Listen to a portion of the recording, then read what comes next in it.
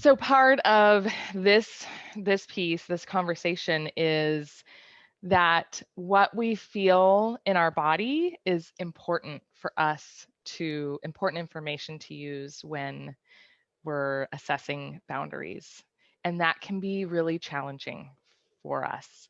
Um, a big part of American culture wants us to be thinking heads and not necessarily be connected to what's happening in our body or trusting the cues that we get from our body. So part of this is practice uh, for learning how to move down into the body and feeling our feelings. What does that even mean? So recognizing that these emotions, these signals in our body carry really important messages for us. They help to signal us to where our boundaries are, what our beliefs are, what's important for us.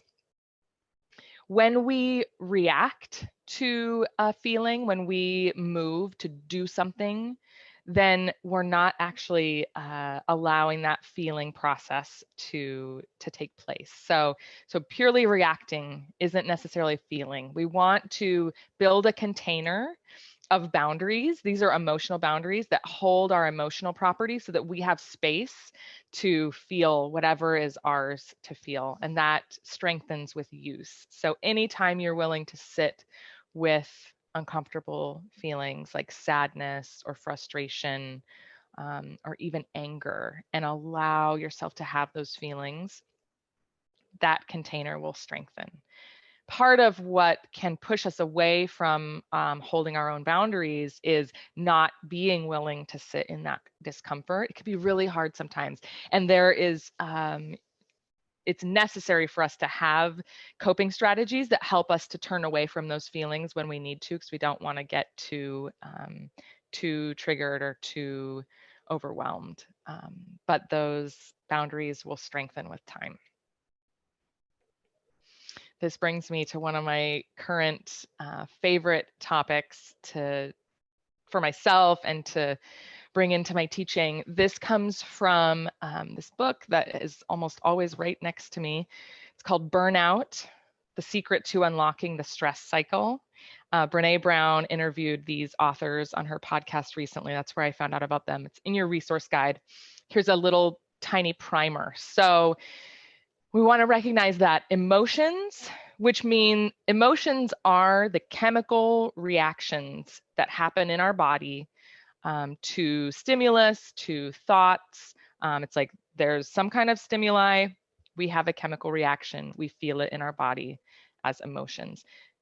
This is a physiological process, which means that emotions have a beginning, a middle, and an end, just like every other physiological process.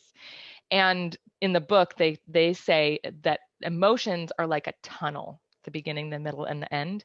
We must go all the way through, because what happens when we shut down our own stress cycle, when we shut down our emotions, when we don't feel them, when we don't let that chemical reaction run through our body, we have an incomplete stress cycle, which creates a backlog of emotion.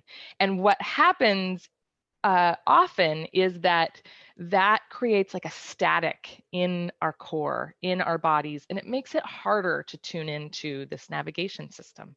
So again, this is a place for self-compassion, because this is the work of a lifetime. This is the work of human beings, and none of us are getting this 100% all the time.